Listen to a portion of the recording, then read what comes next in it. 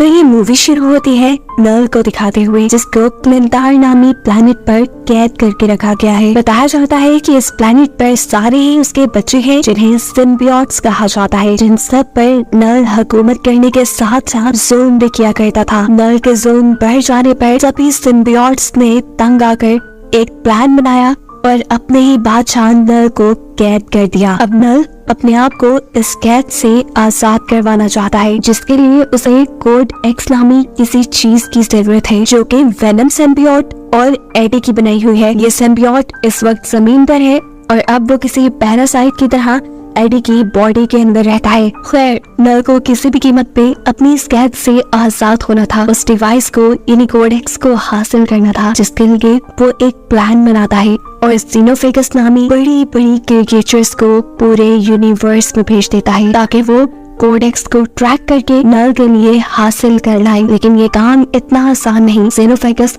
Code x को तभी track कर पाएंगे जब वेनम सिम्बियोट पूरी तरह से एडी की बॉडी को अपने कंट्रोल में लिए होगा। अब सीन कट होकर हमें एडी को दिखाया जाता है, जो एक बार में बैठा किसी से बातें कर रहा था। अचानक उसके पीछे कोई पोर्टल ओपन हुआ, जो पोर्टल उससे अपने अंदर खींच के ले गया और मालूम हुआ कि वो अब एक दूसरे यूनिवर्स में पहुंच चुका है। इस यूनिवर्स में भी है वो इस वक्त प्लेनेट अर्थ पर ही, और एक शॉकिंग बात उसे ये पता चली है कि पूरी दुनिया उसे और उसके वेनम सिम्बियोट को ढूंढ रही है। लेकिन यहाँ पर एडी और वेनम ये फैसला करते हैं कि वो न्यूयॉर्क जाएंगे और एक खास आदमी को ब्लैकमेल करेंगे, जो इस सारी सिचुएशन से उनको बाहर निकाल सकता है। अब इससे पहले कि ये लोग इस शहर से निकल पाते, ये दोनों देखते हैं कि कुछ लोगों ने मासूम डॉग्स को पकड़ा हुआ था, जिन्हें वो फाइटिंग कंपटीशन के अंदर लेकर जाने वाले थे। ऐसे इन डॉग्स की जान खतरे में थी और इन डॉग्स को बचाने के लिए एडी और वेनम सिम्बियोट इन लोगों से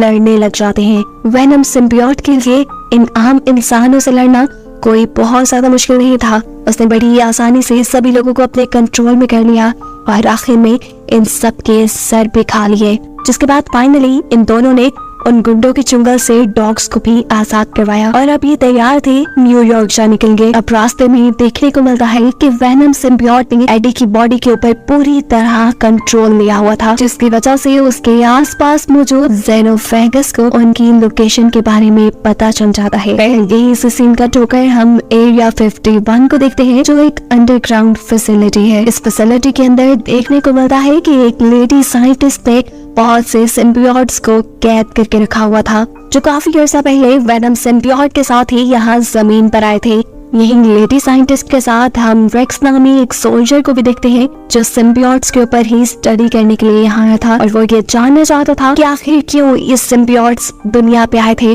और वो दुनिया से यानी अर्थ से चाहते क्या है। लेडी साइंटिस्ट रेक्स को सिम्बियोट्स के बारे में बताने लगती है, जो किसी पैरासाइट की तरह किसी दूसरी क्रिएचर के साथ रह सकते हैं। और इस टाइम लेडी साइंटिस्ट किसी ऐसी क्रिएचर की तलाश में है जिनके साथ ये सिम्बियोट्स अपना अच्छा रिलेशन बना ले, लेकिन अभी तक वो इस मिशन में कामयाब नहीं हुई। यहीं पर अब लेडी साइंटिस्ट को खबर मिलती है कि उन्हें एक ऐसा आदमी मिला है जिसका ऑलरेडी सिम्बियोट से काफी अच्छा रिलेशन है, लेकिन यह आदमी उनके साथ कोई कोऑपरेट नहीं कर रहा, यानी उन्हें कुछ सिम्बियोट्स के बारे में ज्यादा इंफॉर्मेशन नहीं दे रहा, उनसे बात नहीं कर रहा। मालूम होता है कि ये आदमी सिम्बियोट्स के बारे में बात इसलिए नहीं कर रहा क्योंकि जिस सिम्बियोट के साथ उसने अपने आप को सिंक किया था, उस सिम्बियोट ने उसे मरने के लिए अकेला छोड़ दिया। यहाँ पर लेडी साइंटिस्ट इस आदमी को एक और सिम्बियोट देती है सिंक करने के लिए, यानी अपने साथ रिलेशन बनाने के लिए, और साथ ही उसे ये भी बताती है कि ये सारे के सारे सिम्बियोट एक नल नामी क्रिएचर के बच्चे हैं और कैसे अपनी बेहिसी के चलते नल इन सारे सिम्बियोट्स को मारना चाहता था, लेकिन इन सारे सिम्बियोट्स ने बगावत की और मिलकर नल को ही कैद कर दिया और खुद वहां से आजाद हो गए। नल अब अपनी उस कैद से आजाद होना चाहता है, जिसके लिए उसे कोड एक्स की जरूरत है। समझ लो वो कोड एक्स उसकी जेल की चाबी है और वो कोड एक्स इन्हीं सिम्बियोट्स में से किसी एक सिम्बियोट ने बनाया है। लेकिन जितने सिम्बियोट यहाँ मेरे पास है, इनमें से किसी के पास भी कोड एक्स नहीं, और उसी कोड एक्स को लेने के लिए नल ने बहुत सारे ज़ीनोफेगस अब अर्थ पे यानी दुनिया में भेजे हैं। इधर हमें तो पता है कि वो कोड एक्स है वेनम सिम्बियोट और एडी के पास। अब सीन दोबारा वहीं पे शिफ्ट होते हैं जहां हमने देखा था कि सफर करते हुए वेनम सिम्बियोट ने पूरी तरह एडी की बॉडी पे कंट्रोल ले लिया था और उसी की वजह से एक जेनोफेगस ने उन्हें ट्रैक भी कर लिया। वो अब उनसे जैसे ही कोड एक्स लेने के लिए उनके पीछे आता है तो यहाँ हमें मूवी का एक बहुत ही जबरदस्त शॉट दिखाया जाता है जिसमें वेनम सिम्बियोट और एडी का सामना हो रहा है जेनोफेगस से, और ये लोग प्लेन के ऊपर लड़ रही है।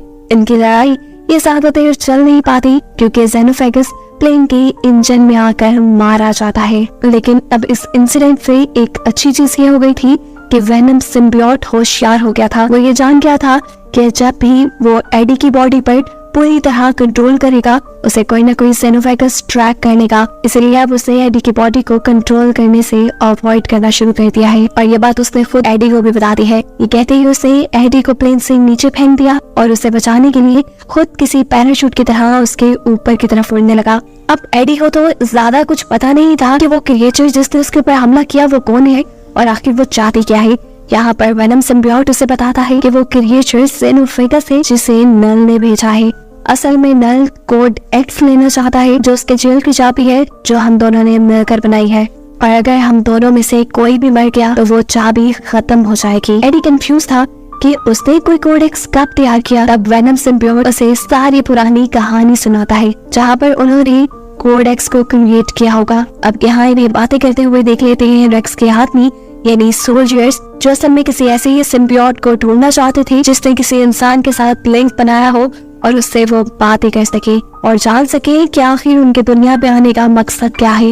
एडी खुद इतना ज्यादा ताकतवर नहीं था लेकिन जैसे तैसे करके उसने इन सोल्जर से बचने की कोशिश की और अपने आप को बचाने के चक्कर में उसने गलती से एक सोल्जर को भी मार दिया। उसकी हमेशा से ताकत उसका सिम्बियोट ही रहा था, लेकिन अब सिम्बियोट उसके ऊपर पूरी तरह कंट्रोल नहीं ले सकता था क्योंकि अगर वो ऐसा करता तो कोई ना कोई जेनोफेगस उनको ट्रैक कर लेता और उनके लिए मुसीबतें और ज्यादा बढ़ जाती। इसी सारी लड़ाई के चलते हम देखते हैं कि एडी गलती से पानी में गिर चुका है। तैरने की उसमें ताकत नहीं थी और अगर उसे बचाना था तो वो वेनम सिम्बियोट को ही बचाना था। वेनम सिम्बियोट उसे बचाने के लिए यहाँ ना चाहते हुए उसके ऊपर पूरी तरह कंट्रोल कर लेता है और ऐसे काफी सारे जेनोफेगस उन्हें ट्रैक कर लेते हैं। अब यहाँ इससे पहले कि जेनोफेगस उनके ऊपर हमला कर लेता ये लोग होशियारी दिखाते हैं और पानी से निकलने के फौरन बाद ही वेनम एडी की बॉडी को छोड़ देता है जिसकी वजह से जेनोफेगस उसे देख नहीं पाता और झुंझला कर वो यहाँ काफी सारे सोल्जर्स को मार देता है जो एडी और वेनम के पीछे ही पड़े थे। एडी तो मौका पाकर यहाँ से भाग चुका था लेकिन पैदल वो कितना भी आगे जाता। यहाँ उसकी किस्मत उसका साथ देती है और उसे एक फैमिली मिल जाती है जो रोड ट्रिप पर निकली हुई थी। वो फैमिली एडी को लिफ्ट दे देती है और बताती है कि ये लोग एरिया 51 पर रुकने वाले हैं क्योंकि इन्हें बहुत सारे एलियंस को किन्हीं सिम्बियोट्स को देखना है। एडी भूखा था। ये फैमिली एडी को खाने के साथ साथ जूते भी देती है क्योंकि एडी के पास इस टाइम जूते भी नहीं थे। रास्ते में ये फैमिली फाइनली एडी को लॉस वेगस छोड़ चुकी थी। हम यहाँ पर आकर एडी अपनी एक पुरानी फ्रेंड से मिलता है जो कि एडी के वेनम वाले रूप से बहुत ही ज्यादा इम्प्रेस थी और उन्हें खुश करने के लिए या मजबूरन उनके स्टार करने पर वेनम को एडी की बॉडी पर कंट्रोल लेना पड़ता है, जिसके बाद ये दोनों यहाँ पे डांस करते हैं और इनके इस हैप्पी मूवमेंट का नतीजा ये निकलता है कि बहुत सारे जेनोफेगस उसे ट्रैक कर लेते हैं।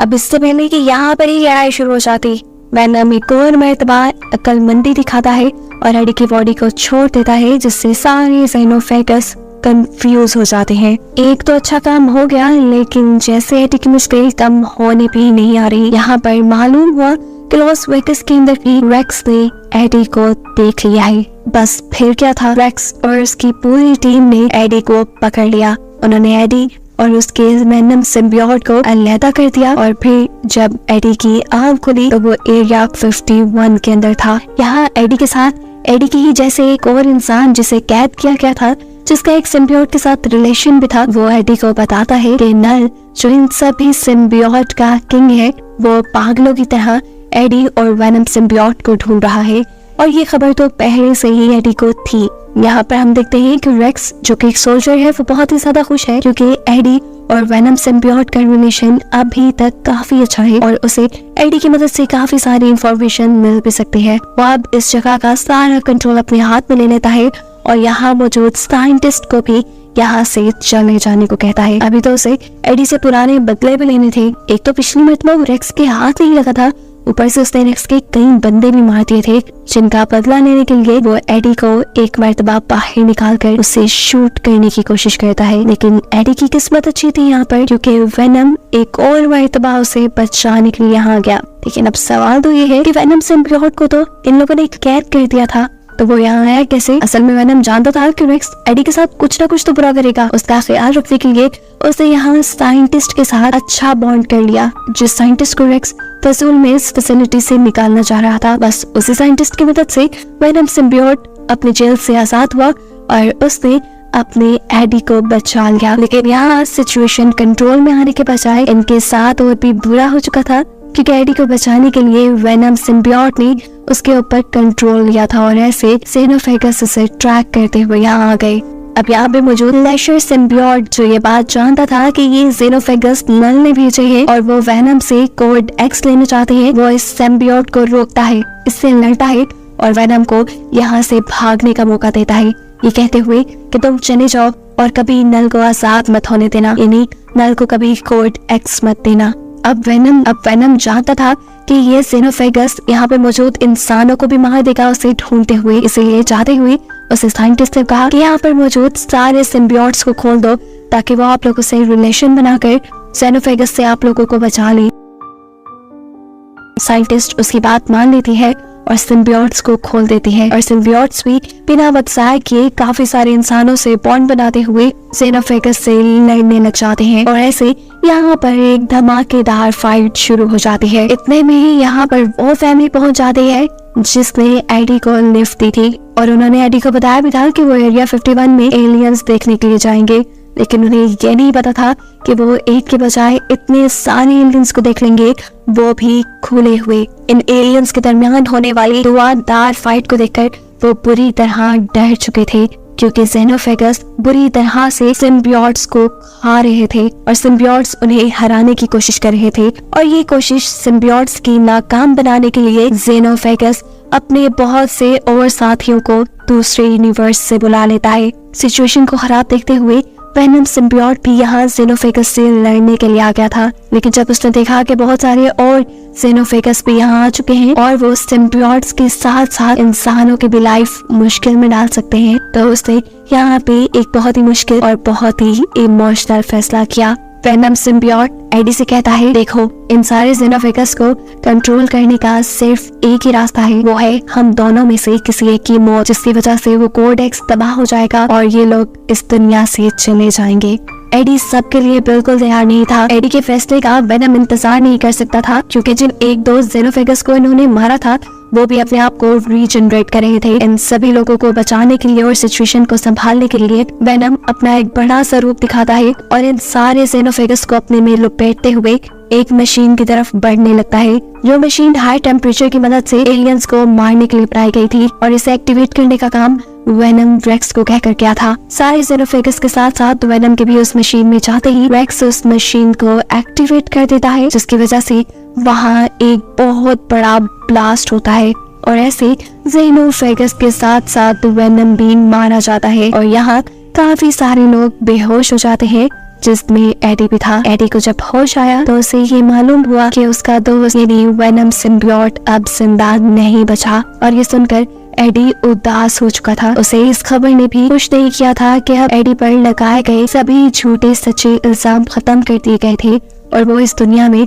अपनी नॉर्मल लाइफ जी सकता था। अब यहाँ से सीन कट होकर हमें मूवी के ठीक लास्ट में दोबारा नल को दिखाया जाता है, जो बहुत ही ज्यादा गुस्से में है क्योंकि उसका कोड एक्स तबाह हो चुका है और उसके यहाँ से निकलने के चांसेस तकरीबन खत्म हो गए हैं और इस चीज ने उसके अंदर बदले की आग को और भड़का दिया है। अब वो आगे क्या करेगा, इसी चीज को सस्पेंस में रखते हुए ये कहानी यहाँ खत्म हो जाती है।